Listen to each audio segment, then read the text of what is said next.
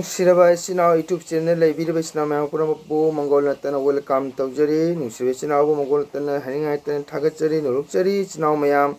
Nasis Honoba, a Pudun Lakchage, Sinao Mayam, the Anovi Sinao Kanaguma Jaubiram Taragati, Yang Tabiram Taragati, Mongol Natagi channel, Sibu like, share, subscribe to you have pharmacy, and Nurukchari, Sinao Mayam. Ado nusiraba sinau YouTube channel lebirba YouTuber sinau mya progu mangona tana haninga thagachari ado aina ngasi thamjagadoba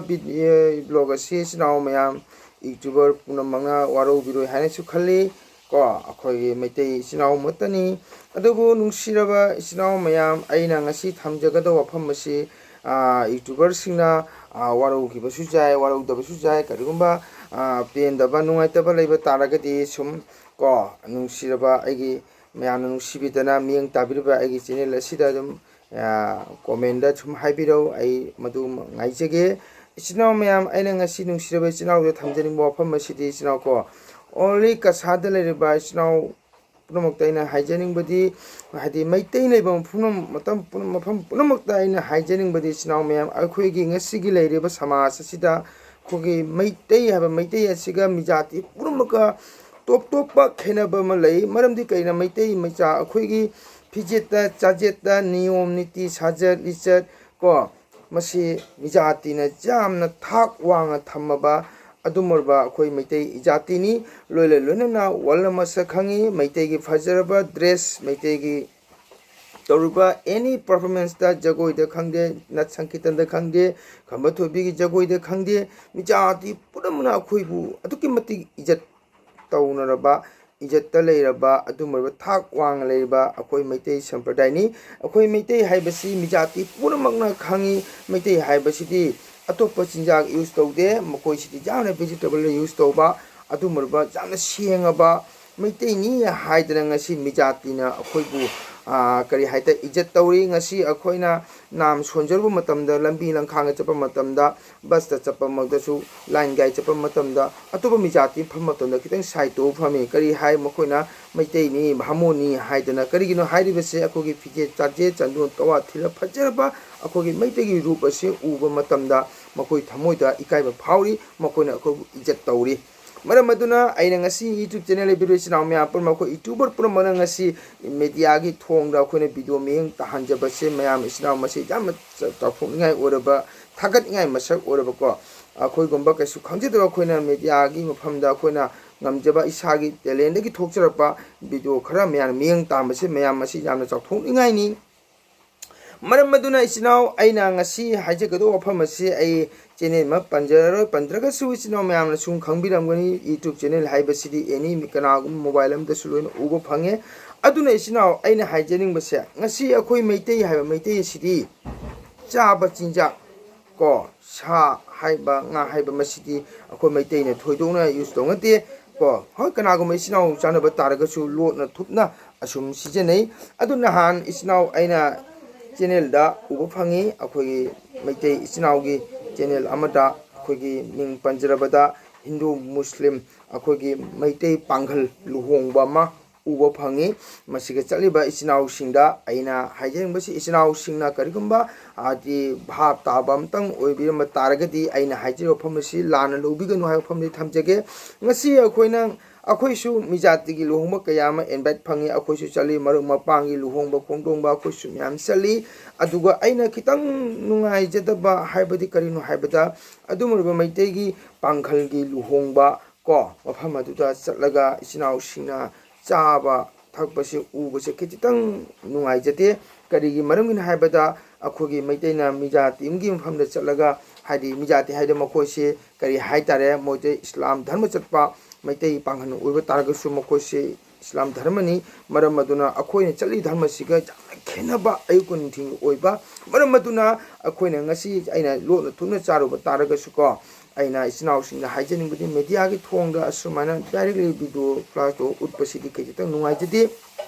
Have the morning Charity Chajatria, James How and I used to the Haiba, Hypati Makuni Tongi, but Sahinjang City is now Haina Kanadre, Maki Chanabi, Maki Islam, Tanmagi, Mogi Chanaba, Sinjak Ador. ꯃꯈꯣꯏ ꯂꯣꯏꯅ use ꯇꯧꯒꯅꯤ ꯑꯗꯣ ꯑꯩꯈꯣꯏ ꯃꯉꯁꯤꯃꯛ ꯑꯇꯣꯞꯄ ꯃꯨꯁꯂꯤꯝꯅꯁꯨ ꯑꯩꯈꯣꯏꯅ ꯆꯠꯄ ꯃꯇꯝꯗꯁꯨ ꯑꯩꯈꯣꯏ ꯍꯤꯟꯗꯨ ꯃꯩꯇꯩ ꯂꯥꯛꯄꯒꯤꯗꯃꯛꯇꯅ ꯃꯣꯏ ꯇꯣꯉꯥꯟꯅ ꯀꯩꯅꯣ ꯇꯧꯔꯦ ꯑꯗꯨꯕꯨ ꯑꯩꯈꯣꯏ ꯉꯁꯤ ꯌꯨꯁ ꯇꯧꯖꯗꯦ ꯍꯣꯏ ꯀꯅꯥꯒꯨꯝꯕ ꯏꯆꯤꯟ ꯏꯅꯥꯎꯁꯤꯡ ꯇꯧꯔꯝꯕꯁꯨ ꯌꯥꯎꯔꯝꯒꯅꯤ ꯍꯧꯒꯠꯂꯛꯄꯒꯤ ꯃꯇꯨꯡ ꯏꯟꯅ ꯅꯍꯥꯔꯣꯟꯅ ꯈꯪꯗꯕ ꯀꯌꯥ ꯑꯃꯅ ꯑꯗꯨꯅ ꯈꯪ ꯍꯩꯔꯕ ꯑꯩꯈꯣꯏꯅ ꯂꯥꯏꯔꯤꯛ ꯂꯥꯏꯁꯨ ꯍꯩꯔꯕ ꯑꯩꯈꯣꯏꯅꯗꯤ ꯑꯁꯨꯃꯥꯏꯅ ꯑꯗꯨꯝꯕ ꯃꯩꯇꯩ ꯄꯥꯡꯒꯜꯒꯤ ꯂꯨꯍꯣꯡꯕ ꯈꯨꯗꯣꯡꯕ ꯆꯠꯂꯒ ꯑꯩꯈꯣꯏꯅ ꯑꯁꯤꯃꯛ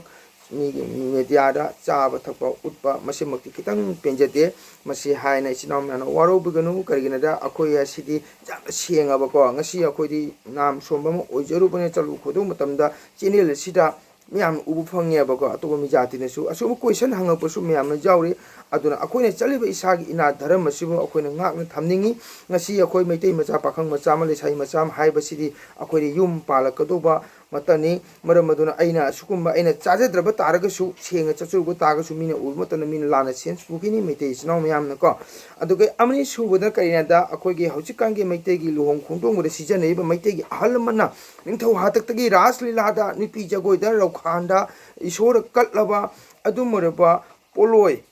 ꯀꯣ ꯂꯩꯇ꯭ꯔꯦꯡ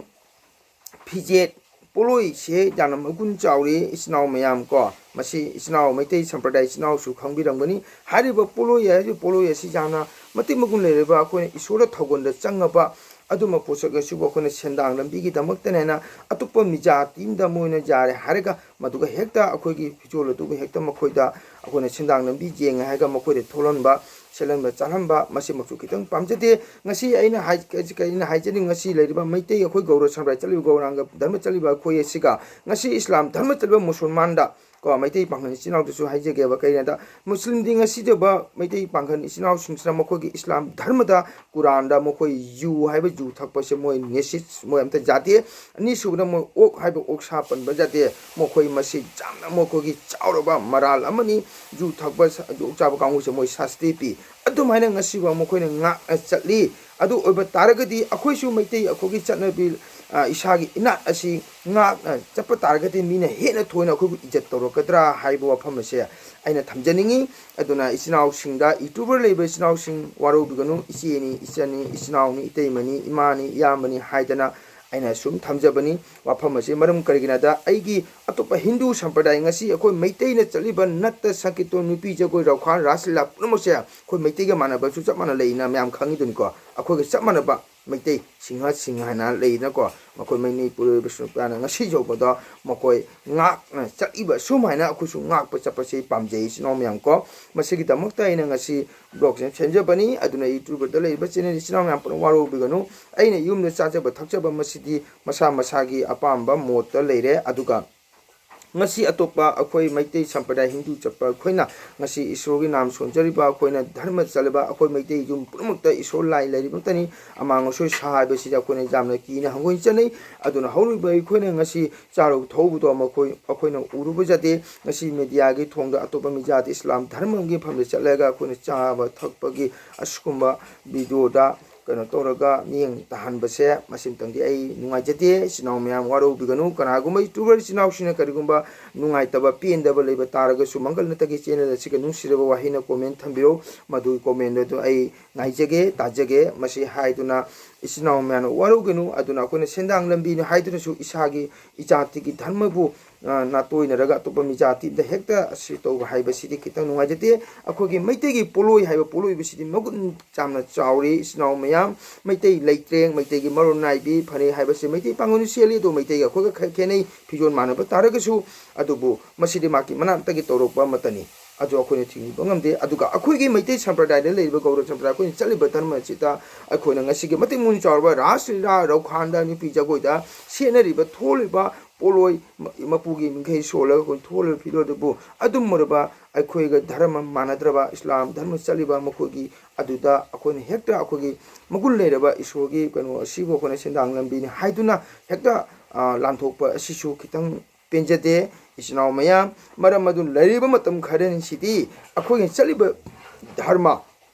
Manipur ningthau palingai matamdagi chalakpa dharma asibu khone ningthau gi bike nga ga chapa matani lai guru singna takpirambagi wail gi matungina chapa matani masi nga nga chapa sidi aina mangol na tana jana pamjai ai isa manga nat sankranta na kumjai haiduna ai masi phongdok chaba na chate ngasi akoina chaba thakpai si jamalu isnau myam ngasi aina mongol nata aina kanagum islam dharmam gi luhongba khangni suratham chapam da in chabam tang ani bidu hang ta de samas na aibu kari ngangna kini ngasi meitei haba meitei akhoi si lon da sum khangi meitei isnau haiba cheko maduna aina masi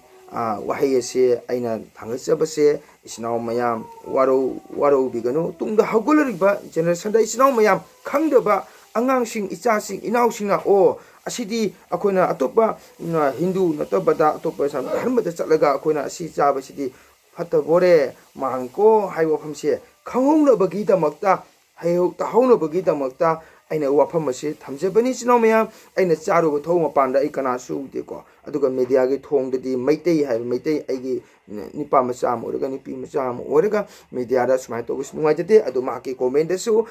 ko to kya sinau bhap tarba kya na su dum thaga pi ba jauri kana gu sinau su haidi wahai na phajabu wahai na haiba jauri dum to gus nungai te haiba ma maramaduna aina akhogi maitei gi poloi subiri ba sinau bu to polar kangu de su aina request tawjari maramdi isagi inat ki phajaraba maming lairaba poloi laiteng phijet asidi isore thogonba pot ni masitadi atopa akhogi dhamma natabada asumana hek tawunba simaktadi ai kitang nungai jate sinau tungda karigumba tungda horiba generation sing inau singna masi khangora gari jamna phagani haiba wafam mase aina thamjaningi sinau mayam aduna youtuber sinau singna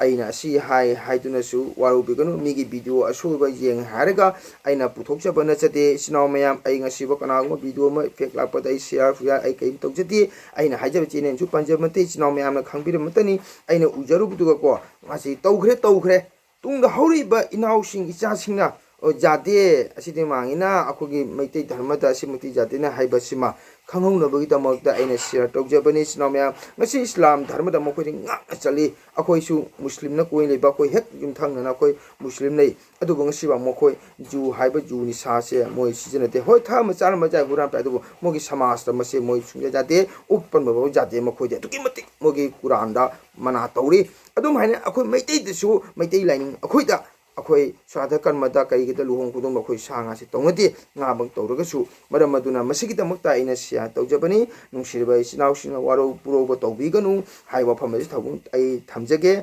youtuber channel lebe sinau myam pro meitei sinau matani ima ipa matani ichi chani sinau matani yama inau matani khanbira haraga karigumba ai wahai siga ichau inau singa yama singa warouba leiraga su nungsi wahina comment thambiro aina haijaning bas aina haidaiba thamjariba sina tungda hogurba generation da o jadina haibama